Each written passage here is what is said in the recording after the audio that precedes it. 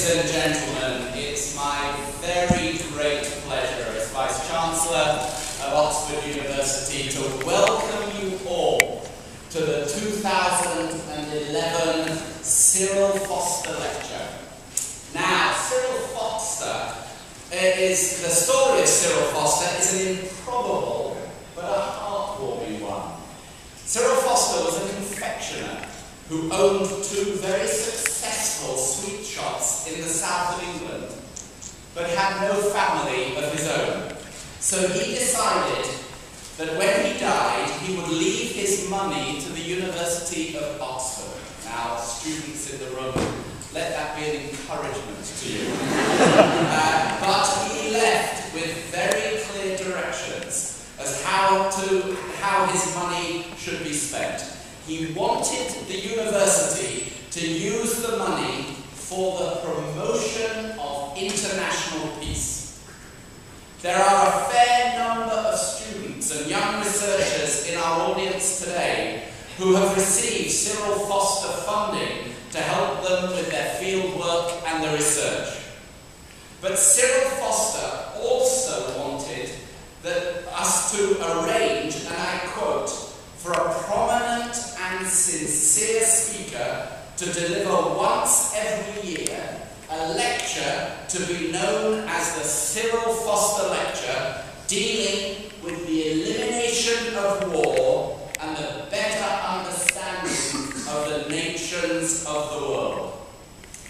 The first Cyril Foster Lecture was delivered in 1960 when the President of the International Bank for Reconstruction and Development was invited to speak to this theme. Since then, the Cyril Foster Committee has sought each year to find a practitioner, scholar, or commentator who would speak around the subject of the promotion of international peace, clearly a subject so close to the heart of Cyril Foster. And over the years, we have been privileged to be addressed by no less than 3 Secretaries General of the United Nations. His Excellency Mr. Perez de Cuellar, His Excellency Dr. Boutros Ghali, and His Excellency Mr. Kofi Annan. This year, we are delighted to welcome the 4th Secretary General of the United Nations to address us. His Excellency Mr. Ban Ki-moon, who is now here with his wife and who has come to us from the African Union Summit in Addis Ababa after attending a gathering of the world leaders in Davos. And Mr. Ban was telling me that he has a very sturdy watch because almost on a daily basis he is changing the time. And we can see the very intense travel schedule that he has, and we're immensely grateful for his presence here. At the time of his election as Secretary General of the United Nations in 2007, Mr. Ban was Minister of Foreign Affairs and Trade for the Republic of Korea. His long tenure with the ministry included postings in New Delhi, Washington, D.C., and Vienna. He also already had long-standing ties with the United Nations. He worked for the Foreign Ministry's United Nations Division and as First Secretary of the Republic of Korea's permanent mission to the United Nations in New York.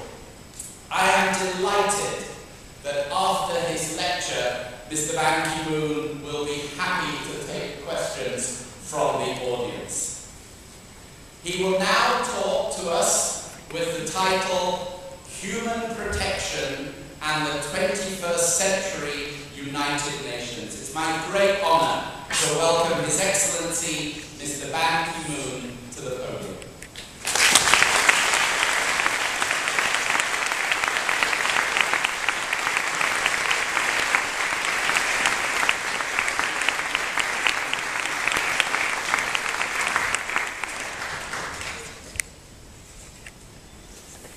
Mr. Vice-Chancellor, Professor Andrew Hamilton, Professor Ellen Dighton, and Chair of a Cyril Foster Lecture, distinguished faculty members, excellencies, dear students, and ladies and gentlemen.